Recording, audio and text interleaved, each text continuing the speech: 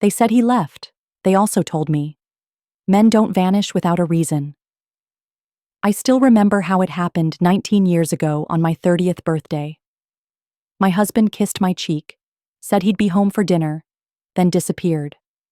No goodbye, no wreckage. Just an empty chair and a note on the fridge. Back soon. Don't wait up. For 19 years, I grieved a man with no grave. Then last week, a birthday card arrived. No return address. Just 9 words. Happy birthday, Claire. I never left. What I found out next shattered everything. Hit the subscribe button if you haven't already, and keep watching. This story doesn't end with his disappearance. It begins there. The cake sat on the kitchen table for 3 days. It was vanilla with raspberry filling, the kind he always picked because he said it reminded him of the first one I ever baked for him. Too sweet, a little messy, but unforgettable. We'd been planning a quiet dinner, just the 2 of us, like always. A roast chicken, some wine, the cake. He said he had to run a quick errand around 5, kissed the top of my head, and told me not to fuss. Back soon, he said, his keys already jingling in his palm. Don't wait up. I thought nothing of it. That was the last time I saw him. At first, I waited.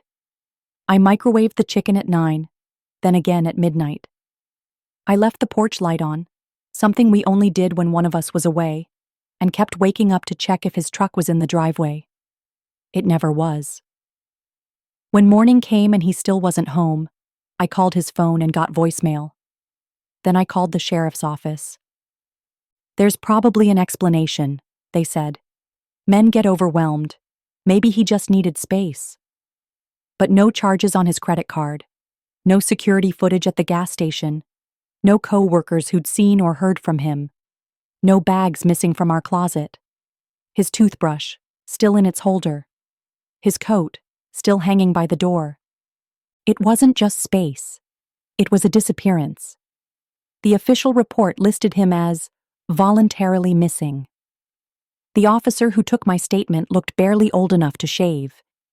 He kept glancing at his clipboard like it might tell him how to handle the woman in front of him, trying not to cry over her husband, vanishing like vapor. People were kind at first. They brought casseroles and whispered things they thought I couldn't hear. He must have had someone else, they'd say. Or, men that age. Midlife's a funny thing. As if I'd missed something. As if I hadn't known every inch of that man's soul. Except maybe I hadn't. Weeks turned into months. I went to work, came home, stared at the walls. Friends drifted away, unsure of what to say. I started talking to him in my head. Just small things. What the weather was like. What I made for dinner. How quiet the bed was without his snoring. Sometimes, I even set out 2 plates. Just in case. The years passed, and with every new one, the world seemed to forget a little more. But I couldn't. I didn't date. Didn't move. Didn't even repaint the bedroom, though the wallpaper near the windows was peeling. I kept his boots by the door and his flannel shirts folded in the top drawer. My mother called it grief. Carol, my best friend, called it devotion. I didn't know what to call it. It just was. Then last week, 19 years to the day, a card arrived. It was in a plain white envelope, no return address, no stamp. Just left in my mailbox like any other letter. I almost tossed it, thinking it was another ad or a sympathy note that had been misdelivered. But then I saw my name, written in neat, slanted handwriting I hadn't seen in nearly 2 decades. Claire. That was all it said on the front. No Mrs., no last name, just Claire. Inside, there were 9 words. Nothing else. No punctuation. No explanation. Happy birthday, Claire. I never left. I dropped it. My hands wouldn't stop shaking. I read it again and again. It wasn't a copy. It wasn't some sick joke. I would have known that handwriting anywhere, looped Y's, the way his R's curled too tight, like he was always in a rush to finish the word. For a moment, I thought I might be having a breakdown, that maybe I'd imagined it. But the card was real. The ink smudged slightly where his pen had pressed too hard. It was his. I called Carol. She rushed over, holding a grocery bag full of wine and tissues like it was a hostage situation. I showed her the card, and she stared at it like it might catch fire in her hands. "What if he's back?" she whispered. "He wouldn't be," I said, but my voice cracked.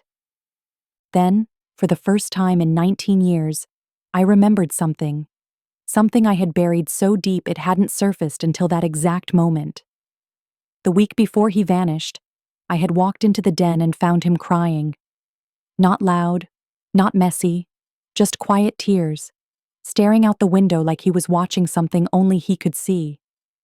I'd asked what was wrong, and he'd said, "I'm just tired, Claire.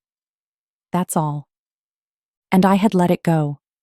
Because we were happy. Because men cry sometimes. Because I didn't want to push. Because I thought he'd tell me when he was ready. But what if that was the moment he started to disappear? What if he never really left? What if the person I had loved all those years had been hiding something I never saw coming? And what if he wasn't done hiding? The card stayed on my kitchen table like a loaded weapon. Carol didn't touch it again after that first glance. She poured us both a glass of red wine and sat opposite me, her face tight with worry, like she expected the card to start speaking. I could tell she wanted to ask if I was sure, if maybe it wasn't some cruel trick, but the look in my eyes must have told her not to. I didn't need doubt. I needed something else, something I couldn't name yet. For 19 years, I had carried his absence like a second skin. I'd lived with it so long I'd forgotten what it meant to feel watched. But now the air vibrated differently. I could feel him, or maybe just the idea of him, brushing past me like static. I went upstairs, to the closet we used to share. His clothes were still hanging there, pressed and untouched. I opened the door and buried my face in the worn flannel of his favorite shirt. For a second, I caught the ghost of his scent, cedarwood, coffee, wind, and it nearly undid me. "Why didn't you say goodbye?" The thought didn't come like an accusation. It came like a whimper, like the question of a child left alone in a department store, staring at the door, waiting to be found. I pulled the shirt off the hanger and brought it downstairs with me. I curled up on the couch with the card, the shirt, and the yellow note from the cabin, surrounding myself with the fragments he left behind. That's when the phone rang. I let it go to voicemail. No one called me at night except Carol or wrong numbers. A moment later, it rang again. Same number. No name. I picked it up on the third ring. My hand shook as I pressed it to my ear. "Hello?" Silence. But not empty silence. Breathing. A slow, deliberate inhale, then exhale. "Hello?" I said again, more forcefully this time. "Who is this?" More silence. Then, a click. He hung up. I stared at the phone like it might start bleeding. My breath came fast, shallow. I called the number back, but it rang twice and then went dead. No voicemail. No chance. I should have been terrified. I should have called the police or Carol or someone. But all I felt was hollowed out. Like I'd opened a door in my chest and the wind had swept everything clean. I stood there in the kitchen for a long time before I noticed something strange. The back door, the one I had opened earlier, was no longer ajar. It was shut. Locked. I hadn't locked it. I was sure of it. I'd left it open, screen only, like I always did when the night air felt heavy and pressing. I walked toward it slowly, like approaching a sleeping animal. I checked the lock. Engaged. I spun around, scanning the room, suddenly hyper-aware of every creak and shadow. Was someone here? Had someone been here? I didn't sleep that night. I sat at the kitchen table with a cup of tea I never drank and waited for the sun to rise, for the logic to return. But logic had long since left this story. In the morning, I opened the mailbox like I always did. Bills, catalogs, a coupon for the car wash, and one plain white envelope. No stamp, no return address. Just my name. Again. Claire. Inside was a photograph. My hands trembled so badly I nearly dropped it. It was me, standing at the kitchen sink, washing dishes. The photo had been taken from outside the window, zoomed in, grainy, but unmistakable. It wasn't from years ago. I recognized the shirt I'd worn just 2 nights before.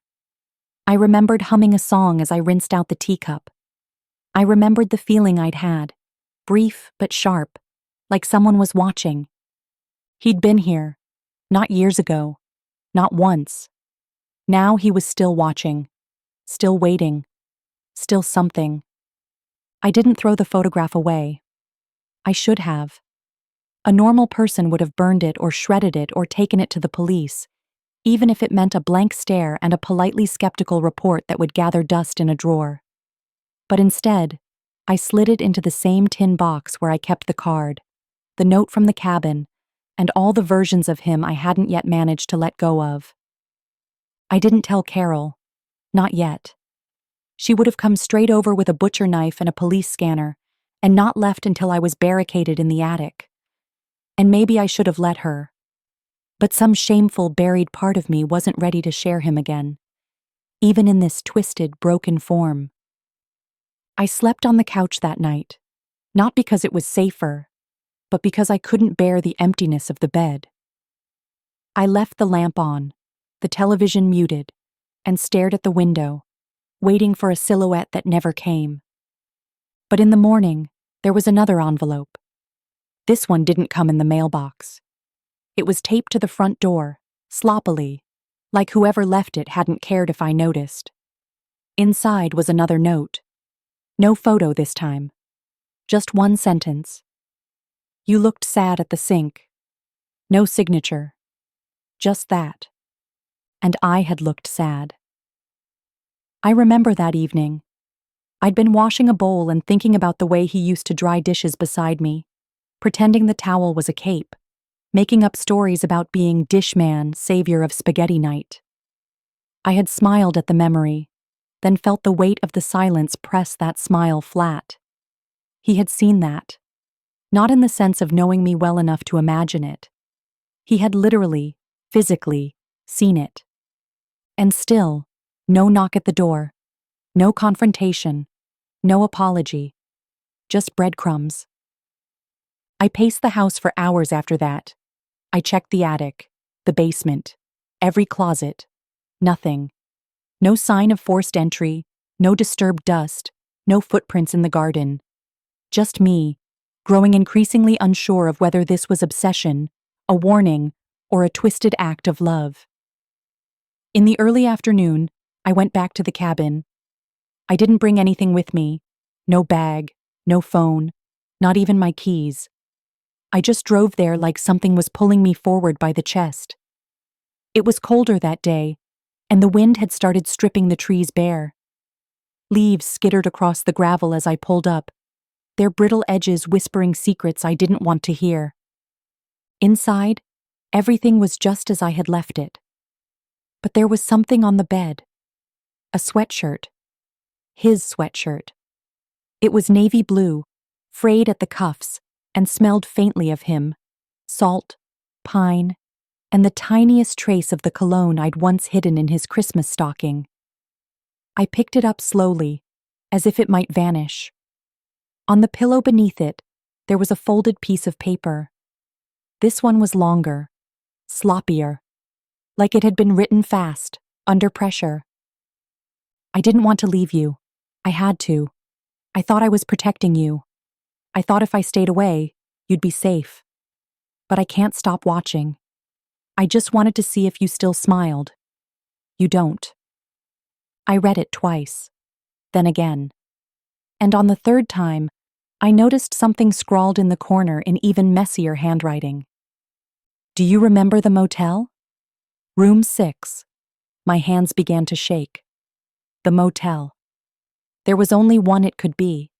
The little roadside place off Route 17, with the crooked neon sign that hadn't worked since 1998.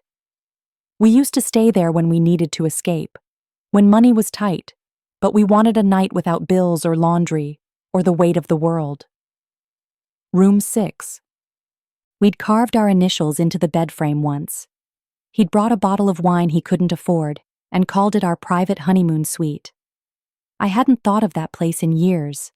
I hadn't wanted to. But now, it was calling me back. He was calling me back. And I didn't know if I was being invited to remember or to uncover something I was never meant to see. The road to the motel hadn't changed. The trees still leaned in too close, like they knew something. And room 6. Of course, room 6. I parked 3 spots down and turned off the engine. I didn't get out right away. I just sat there, gripping the steering wheel like it might keep me from unraveling. What was I doing? Driving to a place no one knew I was going, following the words of a man who had disappeared into nothing and now returned like a ghost who wouldn't knock. I should have told Carol. I should have brought something, Mace, a friend, a plan. But I didn't. I came alone, and part of me knew why. Because I needed to know, even if the answer unmade me. The office was locked. I didn't bother knocking. The place looked abandoned, like no one had been behind the desk in months, maybe years. But when I walked down the row of doors and stopped at room 6, I saw something that made my breath hitch. The door was open, not wide, just a sliver, just enough to say, "You're expected." I stood there for a long time, listening, watching. Nothing moved, nothing creaked, just the wind brushing dead leaves against the concrete like a warning. I pushed the door open with the side of my hand. The room smelled the same. Faint mildew, stale air, cheap linen. But beneath it all was something sharper, familiar. Him. The bed was made. A single suitcase sat at the foot, closed but not locked. The bathroom door was ajar, dark behind it. A lamp was on, casting long shadows along the wall. And on the little round table beneath the window sat another envelope. My name again. Claire. I crossed the room, sat in the chair like it might bite me, and picked it up. This one wasn't a note. It was a photograph. Not of me, of us. I didn't remember it being taken. It was candid. He was looking at me, not the camera, and I was laughing, mouth open, head tilted. It must have been during one of our stays here, because in the background you could see the green and mustard curtains of room 6, half drawn. He was holding my hand across the table. I was wearing the sweater he bought me the year the furnace broke, and we'd huddled together in this motel, pretending it was romantic instead of desperate. I turned the photo over. I kept this with me. I never stopped. I pressed the picture to my chest, not because it helped, but because I didn't know what else to do with my hands. My vision blurred. Then, a sound. Behind me. Footsteps. Slow. Deliberate. The bathroom door creaked open. I stood, heart in my throat, ready to scream, ready to fight, ready for anything but what came next. A boy stepped out, maybe 17, tall, wiry, eyes wide and uncertain. "Claire?" he asked. I couldn't speak. I nodded. "I'm sorry," he said. "He told me to wait until you got here. He said you'd come." "Who are you?" I managed, though the words barely made it out. He stepped closer, reached into his jacket pocket and pulled out another envelope. Smaller this time. "He said to give you this, and that I'd understand, once I saw you." He looked like he wanted to say more, but he turned and left, the door clicking softly behind him. I stood there shaking, envelope in hand, photo still on the table, the air around me thick with everything I didn't understand. I opened the note. "This is James. He's yours. I couldn't tell you then. I thought keeping him away would keep you safe. I've watched over both of you. Forgive me. Zrenya." The room spun. I sat down before the floor could catch me. My husband hadn't just disappeared. He'd taken our son. I couldn't feel my legs. Not at first. They were still there. I could see my knees, my shoes, the floor beneath them. But they may as well have belonged to someone else. Everything inside me had gone quiet. The kind of silence that follows explosions. The kind that settles when there's nothing left to burn. I sat at the edge of the motel bed, the letter in my hands, the words repeating in my mind like a stuck record. "He's yours. I couldn't tell you then. Forgive me. James. My son." Number that word son felt too big, too sudden, too foreign. It didn't fit in my mouth, not when I said it aloud, not when I thought it through the thick fog of disbelief. How could I have had a son and not known it? How could he, Michael, have hidden him from me? Outside, the world was still. The motel parking lot sat quiet, the sky darkening in slow folds. I pressed my fingers to my temple, trying to force the past to align with this new, impossible truth. 19 years ago, we were trying. I remembered that. I remembered the hope in Michael's eyes every time I took a test. The tension that built between us when each one came back negative. I remembered the specialist visits, the paperwork, the waiting. And then we stopped talking about it. I stopped asking. He stopped hoping. We didn't fight. We just folded the pain into our routines like another bill we couldn't afford to pay. He told me we'd be enough, that our love was full enough to feel like a family. But he had lied. Not just about leaving, not just about where he went. He had lied about everything. I picked up the photograph again, our photograph, the one from the table. I looked at his face, his expression, the tenderness etched there, the way he was looking at me like I was the whole world. And I wondered how many lies lived behind that look. The door creaked. I flinched. It was the boy again, James, our son. He stood in the doorway, hands in his pockets, shoulders curled in like he wasn't sure if he was allowed to stay. "I forgot my bag," he said softly. I didn't mean to scare you." "You didn't scare me." My voice didn't sound like mine. It sounded cracked, like paper splitting down the middle. He walked to the bed, grabbed a duffel bag I hadn't noticed tucked beneath it, then hesitated. "You have questions," he said. 1,000. None I could ask. "Did he raise you?" I finally managed. James nodded. "Not all the time. I stayed with other people too. He said it was safer that way." "Safer from what?" James looked away. "He never said. Just that some people wanted things from him, and that if I was too close to you, they'd use that." I felt something inside me twist, something sharp and ugly. "You knew about me?" I asked. He nodded. "Since I was little. He showed me pictures. He said you were the safest person he knew, but also the one he couldn't protect. That if he loved you out loud, he'd lose you both." I swallowed the sob threatening to rise. "How old are you?" 17. That hurt more than anything. 17. I had missed everything. His first steps, his first words, his skinned knees and birthdays and report cards. I hadn't known what he looked like until an hour ago, and now here he was, flesh and bone, with my eyes and Michael's mouth, and the quiet sadness of a boy who'd grown up in someone else's shadow. "Why now?" I whispered. "Why come to me now?" He looked down at his shoes. "Because he's gone." The silence was immediate and suffocating. "He died 6 weeks ago," James said. "Heart failure. He'd been sick for a while, but he didn't tell me until the end. He made me promise to wait, to give you the letters, the card, the photo, slowly, so you wouldn't break." He lifted his eyes. "I think he knew you already had." I covered my mouth with both hands. The grief came fast and merciless.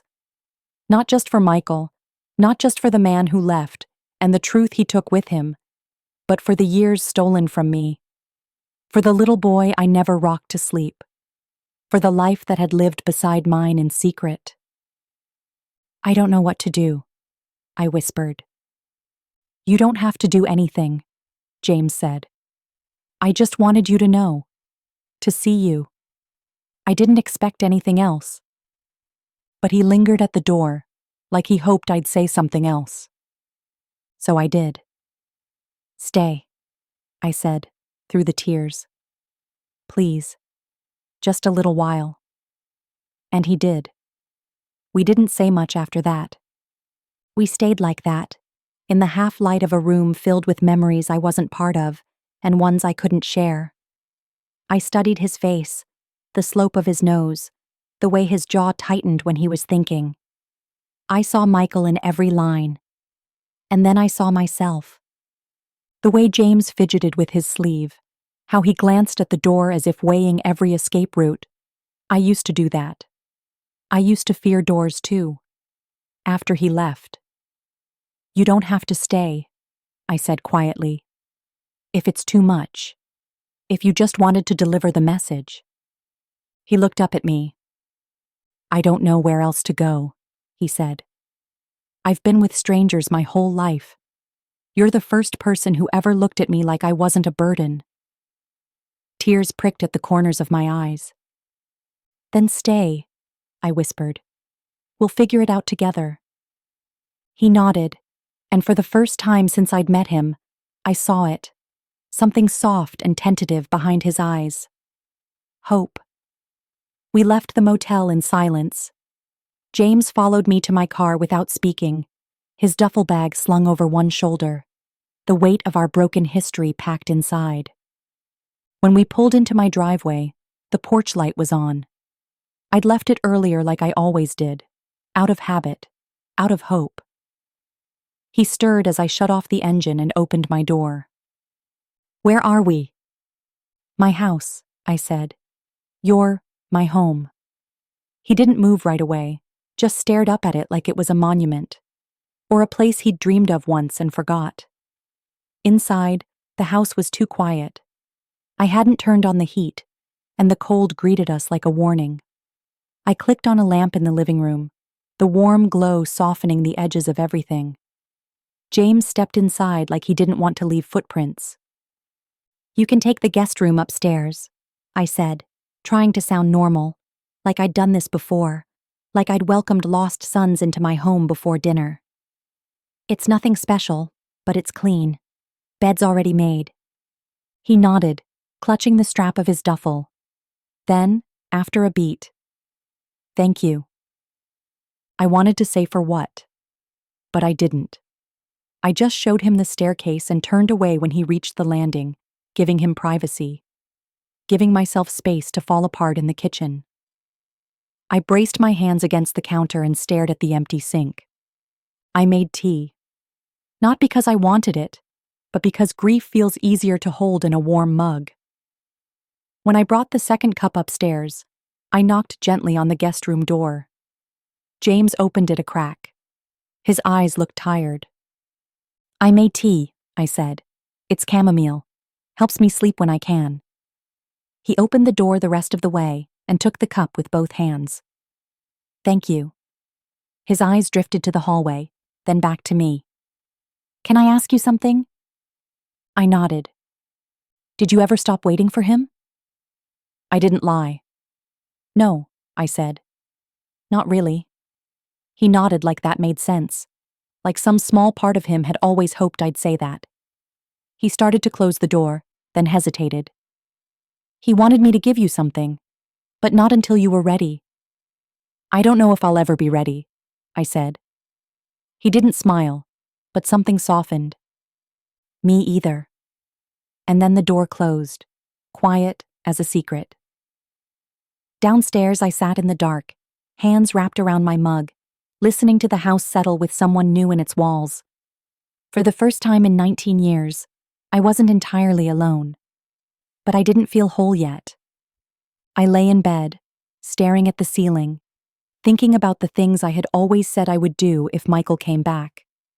The words I would demand, the rage I would unleash, the love I would swallow hard and pretend not to feel. But he wasn't coming back. He had already come and gone, and instead he'd left me with a boy who had my eyes and none of my memories. A boy who called me nothing yet, because he didn't know how. At 3:04 a.m., I got up and walked to the hallway, barefoot, careful not to make a sound. The door to the guest room was cracked open just slightly. I could see the warm halo of the bedside lamp glowing faintly across the floor. He hadn't turned it off. Maybe he hadn't slept either. I didn't knock. I went back downstairs and stood in the kitchen, just standing. My hands rested on the countertop like they were holding me up. The card was still tucked inside the tin box in the drawer. The photo, the notes, the truth that unraveled my life, all of it resting quietly a few feet away. I didn't reach for them. Instead, I stared out the window above the sink. I expected my reflection, just a pale, tired woman with too much grief folded behind her eyes. But instead, I saw something else. Another envelope. It was taped to the outside of the window pane, crooked, pressed tight against the glass like it had been there for hours. I didn't breathe, didn't blink. I unlocked the door, stepped outside into the cold, and pulled it down with frozen fingers. Claire. The handwriting was his. Again. The way the C curled like a wave, the way the lowercase r leaned too far forward, like it was trying to escape the rest of the word. Inside was a single line. I knew you'd let him in. I leaned against the doorframe, the paper fluttering slightly in my hand. He had been here. Again. He was still watching. For a moment, I felt the air shift, like something unseen had moved just out of reach. Like he was still somewhere nearby, just beyond the trees, just past the edge of the night. I turned slowly, scanned the street, the woods, the corners of the porch. Nothing. Just the hush of late autumn and the whistle of wind through the dying leaves. I stepped back inside, closed the door, locked it twice. Back in the kitchen, I reread the note until the words blurred. Then I sat down at the table, the one he used to lean across to kiss me good morning, and stared at the clock until dawn cracked open the sky like an apology. James was already awake when I knocked on his door later that morning. He opened it, dressed, eyes alert, but guarded. "Can I show you something?" I asked. He followed me down without a word. In the kitchen, I handed him the note. He read it slowly, expression unreadable. "He wrote this?" he asked. I nodded. He studied the handwriting like it was a language he half remembered. "He used to write me letters when he was away," James said, "even when we were together. He said writing helped him say the things he was too afraid to speak." "That sounds like him," I murmured. He looked at me, quiet for a long time, then said, "There's something I haven't told you." My breath caught. "He didn't just leave because of the threat," James continued. "He told me near the end there was more. Someone he had hurt. Someone who wanted revenge." I felt like the floor tilted beneath me. "Who?" I whispered. He shook his head. He didn't say, just that he'd done something. Years ago. Before you. Something he regretted every single day. And that it finally caught up to him. I reached for the back of the chair, steadying myself. "You think they're the ones leaving the notes?" No, he said. That's him. But maybe it's his way of trying to keep us apart. Still, even now. I sank into the chair, my hands trembling. The man I had loved. The man who raised our son. The man who disappeared for nearly 2 decades was still here. But the man I remembered? He might never have existed. And the life I thought I knew? It was still unraveling, thread by thread. Later that afternoon, I went up to the attic. I don't know what made me dig through the trunks. Maybe instinct, maybe something more. In the third one, I found it. A blue envelope. Not sealed, just waiting. Inside was a letter. His handwriting, unmistakable. Claire, if you're reading this, it means I failed. Not in disappearing. I always knew I'd have to do that. I mean in protecting you from what came next. My hands tightened around the page. There are things you never knew. I kept them from you not out of cruelty, but cowardice. Before you, I lived a different life. A darker one. I made mistakes. Hurt people. One of them found me the week before your birthday. They threatened you. Threatened to expose what I'd done. Not just to you, but to the world. I sat down, the words beginning to blur. So I ran. Not because I didn't love you, but because I loved you too much to let you see who I really was. I thought I could outrun it. That time would erase it. But it followed me. Followed us. And I couldn't risk letting it touch you. There was more. I raised James the best I could. I told him about you, about the way your eyes softened when you read in bed, how you danced when you cleaned the kitchen, how you once sang "Dream a Little Dream" to a stray dog until he stopped shaking. He knows you better than you think. You're already in him. And then, at the very end, I never stopped loving you. I never stopped watching. I never stopped wishing I could come back. But people like me don't get to come back. They just get to leave quietly. Forgive me. Zrania, I folded the letter slowly, reverently. I didn't cry. There was something beyond tears now. Something heavier. Downstairs, I found James reading on the couch. He looked up when I entered. I found a letter, I said. In the attic. He didn't ask what it said. He just nodded. I sat beside him and handed it over. He read it in silence. When he finished, he closed his eyes and leaned his head back against the sofa. He never told me why he left, James said. Not the whole truth, just pieces. He didn't want you to carry it, I said.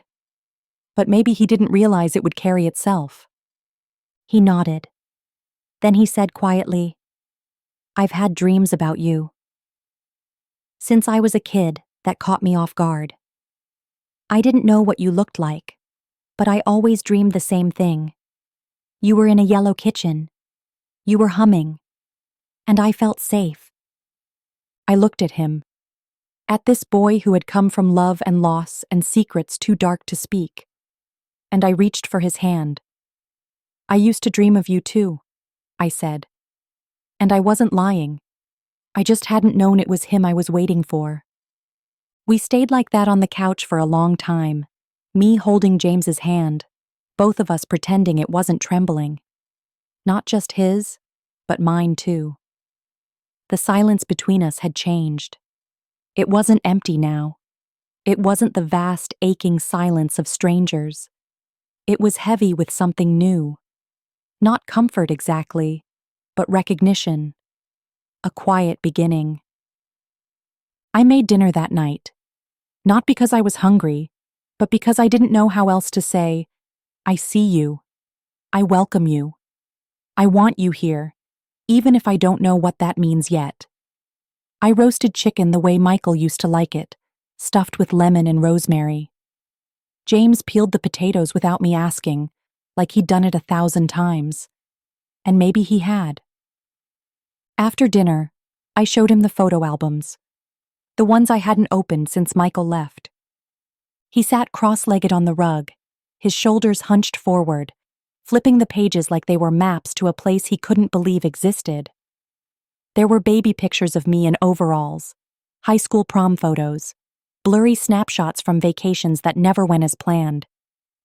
"This was our honeymoon," I said, pointing to a photo of me and Michael on a rented fishing boat, both of us sunburned and smiling too wide.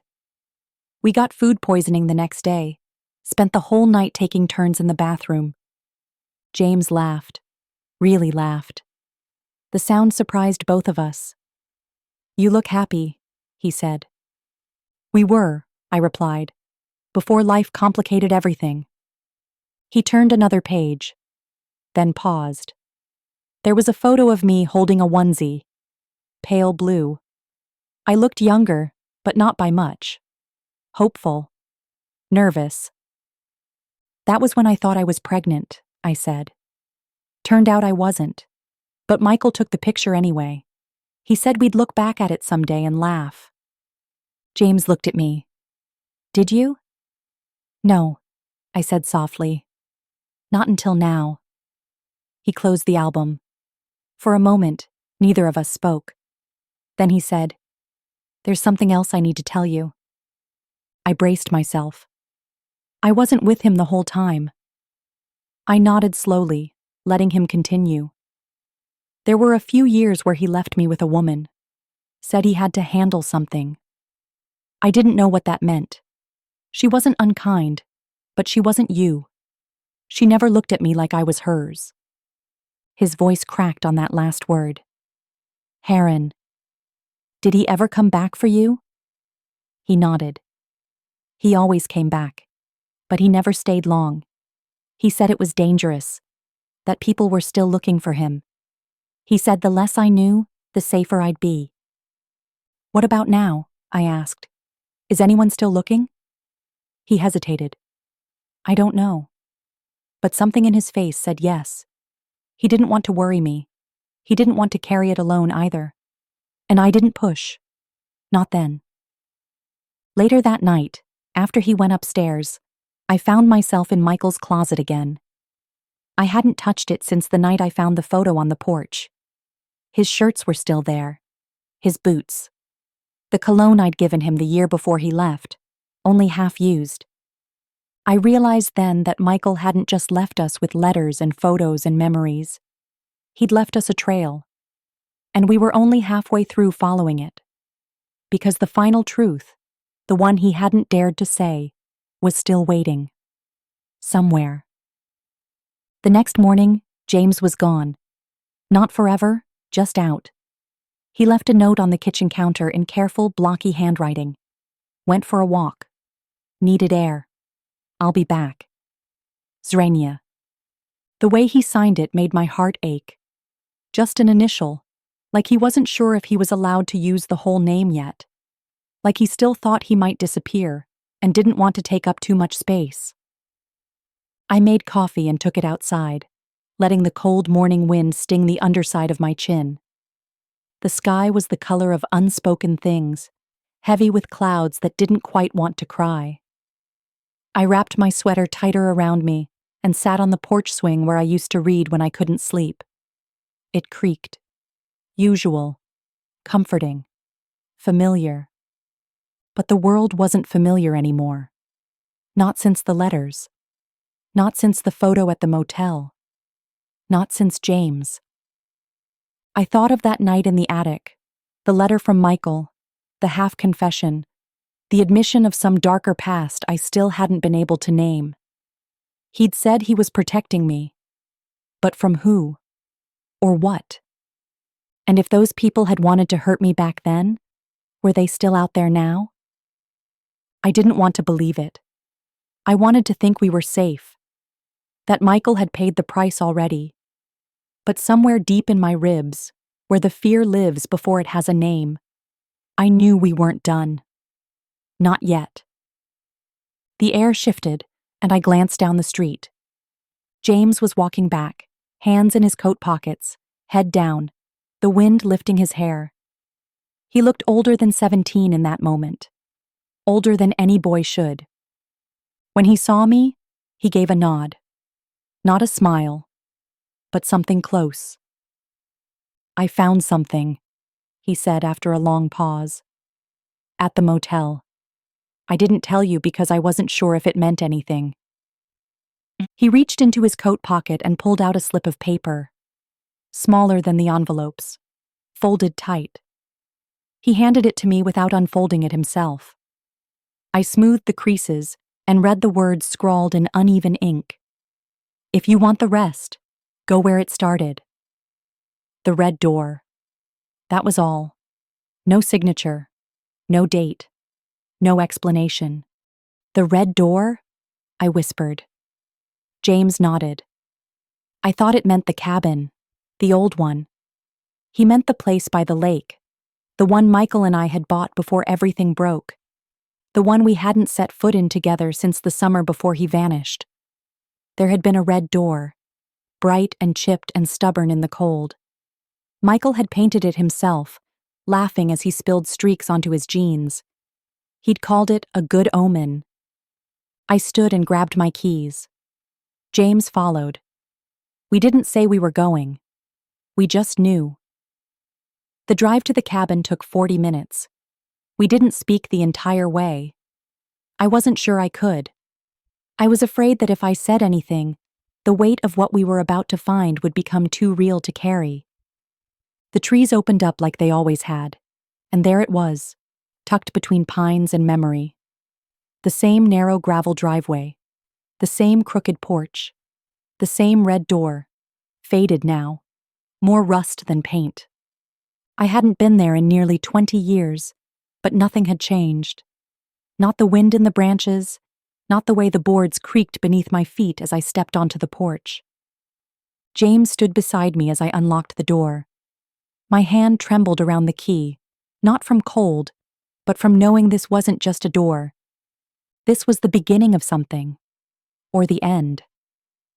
Inside, dust hung in the air like the past hadn't settled yet.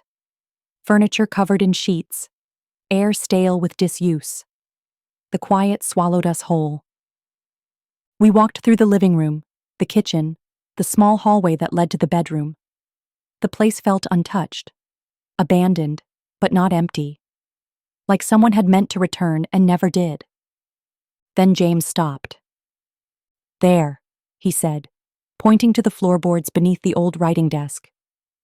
A corner was lifted, slightly askew. I knelt, heart pounding, and pulled it up. Beneath the board, wrapped in a strip of oilcloth, was a box. Inside it were photographs, letters, a key, and a name I didn't recognize, but James did. He said it like a secret. That's the woman I stayed with. And underneath, written in Michael's handwriting, were 3 words that made my blood run cold. If they find you, run. I sat back on my heels, the box still open on my lap, and felt something ancient and heavy settle into my chest. The words were barely legible, smudged at the edges, hurried, scrawled across the bottom of a photograph like an afterthought. If they find you, run. They weren't meant to be read in comfort. They weren't meant to be part of some quiet family mystery to be pieced together over coffee and shared memories. They were meant as a warning.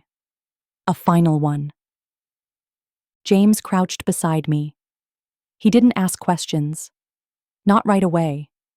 He just stared down at the letters in the box like he'd seen them before in a dream he couldn't quite remember. I handed him the photograph with the woman's name written on the back.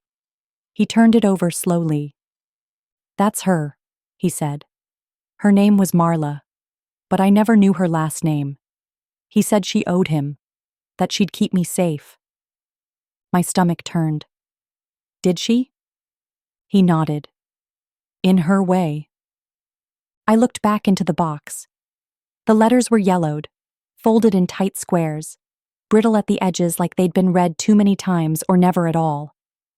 I picked one at random and opened it carefully, feeling the paper shudder beneath my fingers. Michael's handwriting again, this time more deliberate, neater. The tone different. Marla, if something happens to me, tell James nothing. Not yet. Not until Claire finds him. She'll come. She always does. If anyone comes asking about the accounts, or the name Martinez, destroy everything.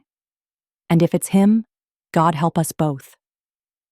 I reread the words until they stopped making sense. Accounts, Martinez, him. The words felt like puzzle pieces from a box someone had burned half of. I glanced up at James. Did he ever mention a man? Anyone in particular he was afraid of? James shook his head, but I could see the tension in his jaw, the flicker in his eyes. He was hiding something. Or maybe just trying to protect me from something I was already standing too close to. There's more, he said softly. He used to have nightmares, almost every night. He'd say things in his sleep. Sometimes a name. What name? He hesitated. Roman. The word tasted wrong in the air. Sharp. Final. Like the strike of a match. I thought it was just a dream, James added, voice barely above a whisper. But once he told me Roman was the reason we didn't have a home. I folded the letter and placed it gently back in the box, then picked up the key. It was small, old, attached to a tarnished metal tag. I turned it over. No number, no name, just a symbol. A crescent moon, etched shallowly into the surface. I didn't recognize it. Not right away. But something about it tugged at me. I stood up slowly, the wood groaning beneath me, and scanned the cabin, as if expecting Roman, whoever he was, to step out of the shadows. But the only thing staring back at me was time. I thought of the last time I'd been in this room. Michael had built a fire. He was drinking cheap wine and telling me stories about his childhood I now wondered were even real. I remember falling asleep on that couch, his heartbeat pressed against my back, and feeling safe or stupid. I think he was trying to end something, I said. Whatever this was, it followed him. And now it's found its way to us. James looked at me with something that wasn't fear, not exactly. Something deeper. A recognition. It already has, he said. Last week I saw a car parked across from the motel. 2 nights in a row. Same car. Lights off. Just watching. I thought it was a coincidence. But now... He trailed off. We were no longer just unraveling the past. We were stepping into something still moving. Still alive. I need to find out who Roman is, I said. What he wanted from Michael. And what Michael did that was worth dying to keep buried. James reached into the box again, pulled out a photo I hadn't seen yet. This one was different. It wasn't of us. Not of the cabin or the motel. It was of a man, late 40s, graying at the temples, standing beside a car with a cracked windshield and a license plate barely hanging on. On the back, in Michael's familiar hand, were just 2 words. He knows. James looked at me. What do we do? I stared at the photo, the key, the warning etched into every letter and pause and silence my husband left behind. We finish what he started, I said. And I wasn't sure if that meant finding peace, or setting fire to everything we thought we knew. We left the cabin just before dusk. James carried the box. I drove in silence, fingers clenched around the steering wheel, eyes flicking to the rearview mirror every few seconds, even though I knew there was no one behind us. At least, not yet. The photo of the man, Roman, sat between us on the console. I couldn't stop looking at it. His face was like static, hard to focus on for too long, not because it was unfamiliar, but because it was almost too familiar. As if I'd seen him before, maybe once in a crowd, or in the background of a dream I forgot too quickly. But there was something else, too. Something about the way he stood beside that car, arms crossed, smirking like he knew he wasn't being watched, but wouldn't have cared if he had been. I pulled into the driveway and shut off the car, waiting for the engine to stop ticking before I moved. James didn't say anything as we entered the house. He set the box on the kitchen table like it was a relic from a crime scene, something we'd found buried under the weight of everything Michael had never said. The room felt different now, like the walls had been listening all this time, waiting for the truth to finally make its way home. We didn't unpack the box again that night. We didn't need to. We both knew the story wasn't inside it. Not anymore. It was out there, still unfolding, still unfinished. Later, I sat by the window with a blanket and a cup of tea I forgot to drink. The photo of Roman was tucked in my lap, and I kept turning it over, as if the back might reveal something else if I just looked hard enough. He knows. Knows what? Knows who. I was starting to understand something about Michael I hadn't before. He hadn't vanished. He'd chosen exile. Deliberate, brutal exile. Not because he didn't love me, but because he did. And he'd believed love was the most dangerous thing of all. Because it made you visible, vulnerable. And he had wanted to keep us invisible, protected. Even if it meant we never saw each other again. But it didn't work. Not really. Love like that doesn't go quietly. It leaves its fingerprints on everything. Around midnight, James came downstairs. He sat on the bottom step, not saying anything, just watching me. I couldn't tell if he was looking for permission to speak or trying to find the right words to say. I gave him neither. After a moment, he stood and walked into the kitchen. I heard the sound of the faucet, the clink of a glass, then footsteps returning. He held the glass out to me and sat beside me at the window. "We can't stay here," he said quietly. I nodded. "Number, we can't." "Do you know where the key goes?" "Number. But I think I know someone who might." He looked at me, eyebrows raised. "Who?" "Carol," I said. "She knew things. She was Michael's friend before she was mine. Before we were even a couple. I used to tease them, say I thought they were hiding something. And once, just once, she didn't laugh." "You think she's involved?" "Not involved," I said. "But I think she knows pieces of the story. The parts Michael couldn't tell me. Maybe the parts he was afraid to." He didn't answer, but his silence was something like agreement. I got up and went to the drawer where I kept old address books and dusty numbers I never had the heart to throw away. I found hers, the last one she gave me, years ago when she changed phones and said, "Just in case you ever need me, really need me." I hadn't needed her in years. But now, I called. One ring, two. On the third, she picked up.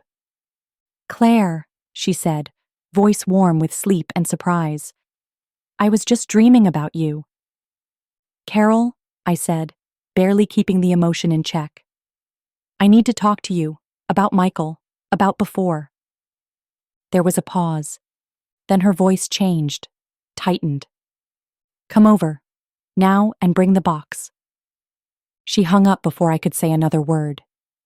I stood there, phone still in my hand, the silence ringing louder than her voice ever could. James looked at me. "Is she going to help?" "I don't know," I said. But something in my chest tightened again. Not fear. Something worse. The kind of knowing that lives just beneath the skin.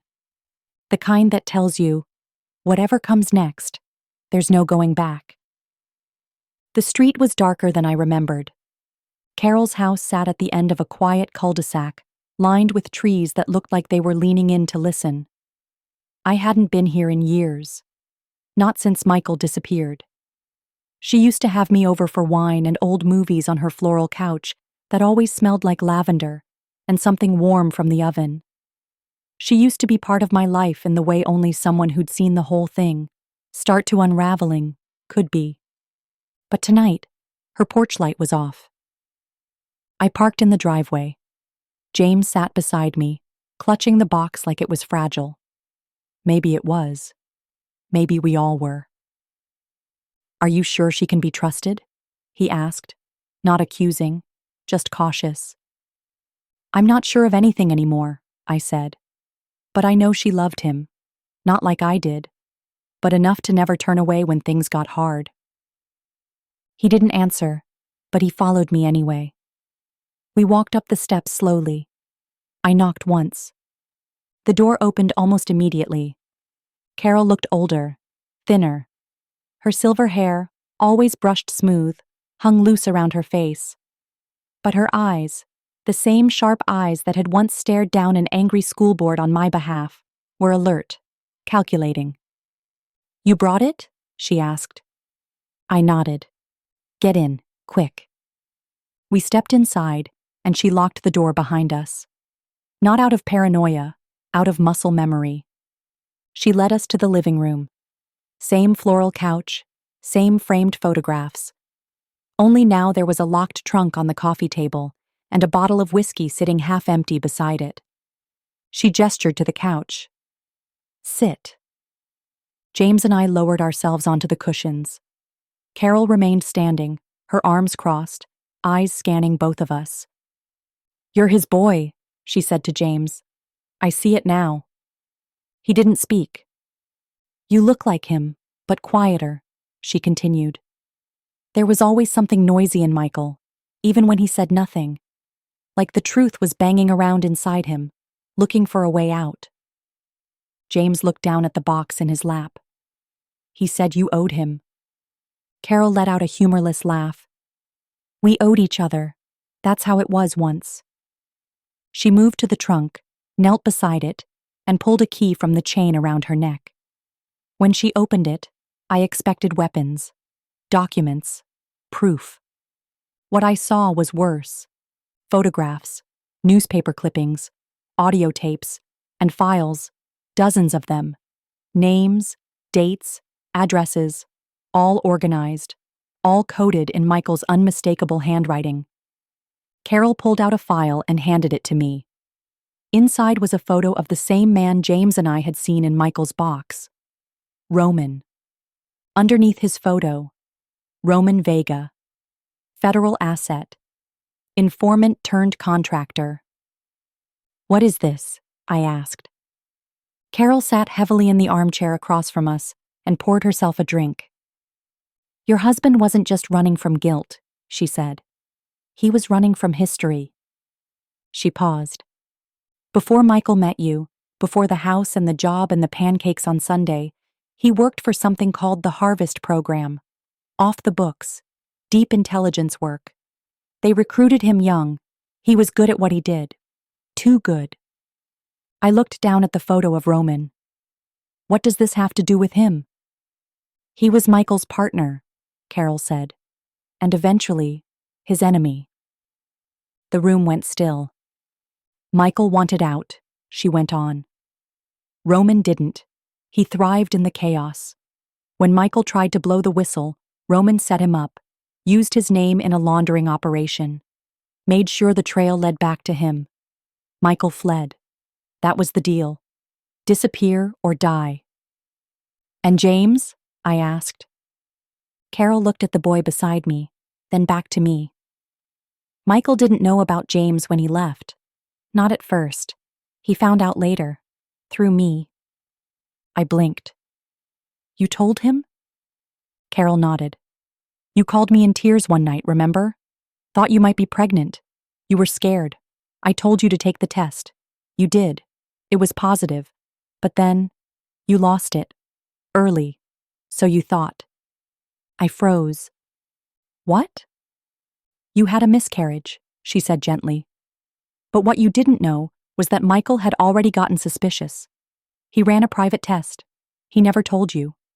But when the results came in, he made a decision. She looked at James. To find the child. To raise him in the only way he thought he could. Away from you. Away from Roman. My throat closed. I couldn't breathe. He took my baby, I whispered. Carol didn't deny it. He thought he was saving him, she said. And maybe he was. James's voice cracked. Then why am I still in danger? Carol stared at the whiskey in her glass, like it might have the answer. Because Roman didn't stop watching either. She leaned forward. And now he knows you're both together. James didn't move. He just sat there with Michael's box balanced on his knees like something sacred and too dangerous to set down. Outside, the wind had picked up. It whistled around the corners of Carol's house like it was looking for a way in. Or maybe it already had. Maybe it had been here the whole time, curled in the corners of her locked trunk and in the space between everything she had chosen not to tell me. Why didn't you say anything?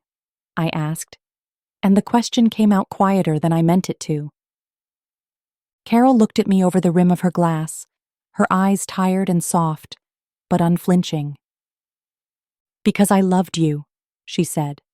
Because he asked me not to. That's not good enough, I snapped. I spent 17 years mourning a man who was hiding our son from me. She nodded, like she'd prepared herself for my anger long ago. I know. And if I could undo it, I would. But I thought I was honoring your grief. I thought it was all I could do. You should have told me. Carol didn't flinch. I should have. But by the time I realized what was happening, he was already gone. And you had enough broken pieces to carry. James was still silent. His eyes were glassy but dry. He hadn't blinked in minutes. His hands were curled around the box like he needed to hold it just to keep breathing. I reached for him gently. He didn't pull away. What happens now? I asked. Roman knows we're together. That much is clear. But what does he want? What is this really about? Carol set her glass down and reached into the trunk again. She pulled out another folder, this one thicker than the last.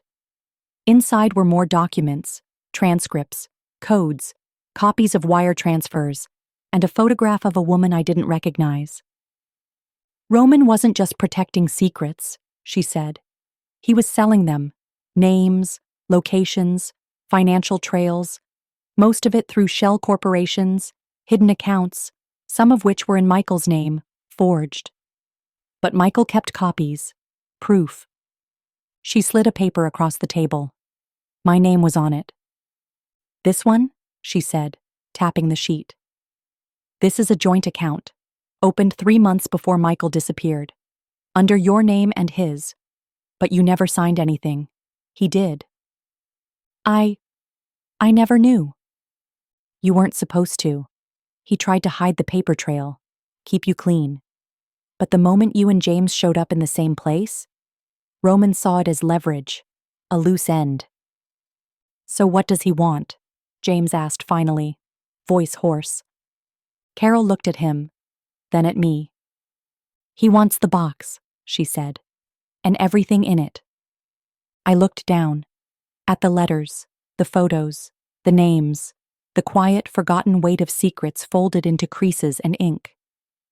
If we give it to him, I said, does this stop? Carol shook her head. That's not how men like Roman work. You give them what they want, and they only want more. James exhaled sharply. Then we burn it. No, I said too fast. If Michael died trying to keep this safe, we don't get to throw it away. We don't erase his last choice. Silence followed, heavy and alive. Then what? James asked. What do we do? Carol leaned forward. We finish what he started. It sounded simple. It wasn't. Because finishing what Michael started meant becoming part of the story he died trying to outrun. It meant making ourselves visible in a world designed to punish truth-tellers. It meant risking everything, for a man who had left us with nothing but breadcrumbs and guilt. James stood, walked to the window. The street was empty, but his shoulders were tense. What if it's already too late? He said. It's not, I said, standing with him.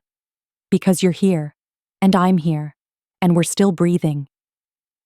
Carol stood too, quietly moving toward the mantel. She took down a small black notebook I hadn't noticed before. She handed it to me. Michael's last contact, she said. He didn't trust many people. But this one? He said if things ever got worse than hiding, worse than Roman, this was the person to call. I opened the notebook. A single name. A number.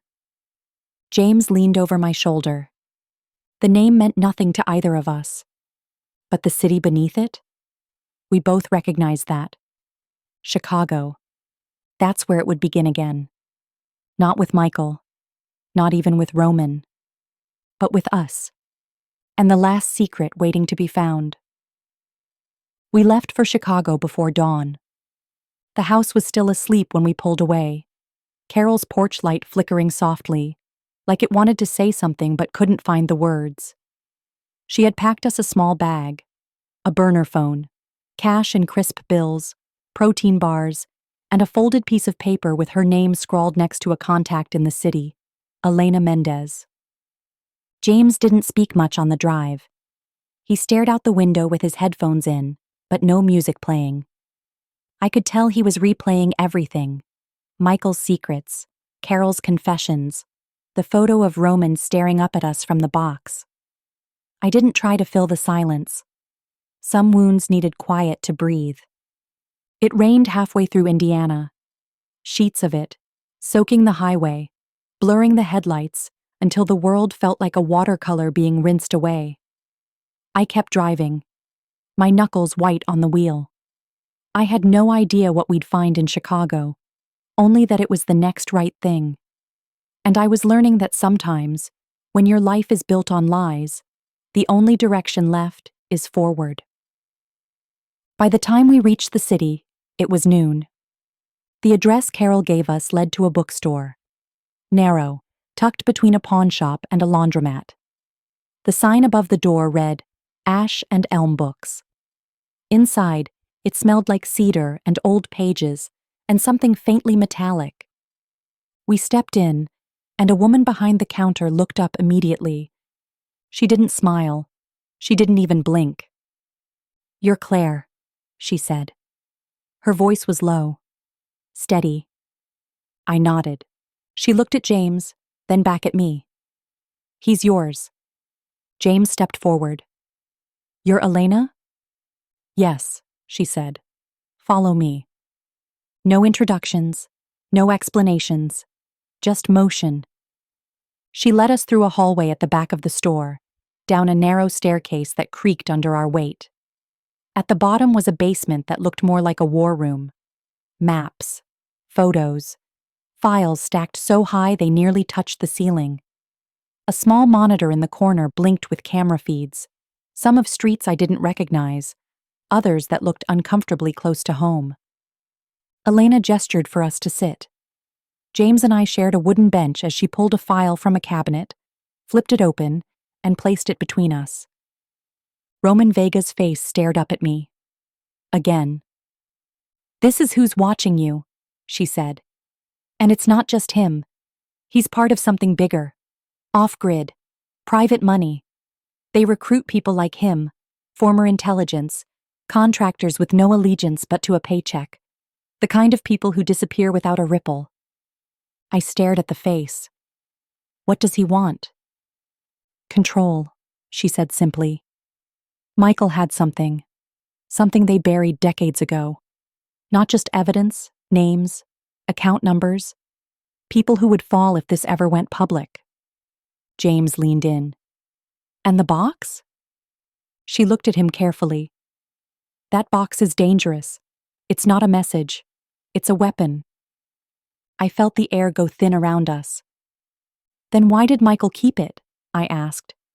"Why leave it with us?" "Because he believed you were the last people who wouldn't sell it." Her eyes found mine. "And because he knew Roman wouldn't stop until he had it." James folded his hands. His voice was steady, but his eyes betrayed him. He's been following us. He left notes, photos, warnings. Elena nodded. He's playing with you. He wants you scared. That's what he does. He'll wait until you're desperate, then offer safety in exchange for silence. He already took everything, I said. What more does he think we owe him? Your silence, she said again. Your surrender, and your name. Claire, that joint account? It's not dormant. It was triggered when James surfaced. My stomach turned. Triggered how? Money moved. Not a lot, but enough. Enough to ping systems that watch for these kinds of things. I looked at James. His face had gone pale. I thought, he whispered. I thought maybe it was my fault. That we were only in danger because I came back. You didn't come back, I said, turning to him. You belonged. He blinked, and something shifted in his expression. You don't fix a fire by hiding the match, Elena said. But we can control how far it spreads. She handed me a small drive. This has copies of everything. If you decide to go public, you'll need this. But if you do, there's no going back. No more hiding. They'll know you're not afraid anymore. The choice was clear. Terrifying. I looked at James. And for the first time since he walked into my life, I didn't see a stranger. I saw a boy who had waited his whole life to belong. And I knew. We wouldn't run. We'd fight. They told me truth would bring closure. But closure isn't quiet. It burns. In the end, Michael didn't vanish. He sacrificed everything to protect the only family he ever believed in. And now, it's my turn. Roman is still out there. But I'm not the woman I was in 2005. I'm not afraid. I have my son beside me, the truth in my hands, and a choice: silence or justice. This story may have ended, but the message lingers. For more raw and real moments like this, click on the left and subscribe to walk alongside more women finding their strength. Healing takes time, but it's possible.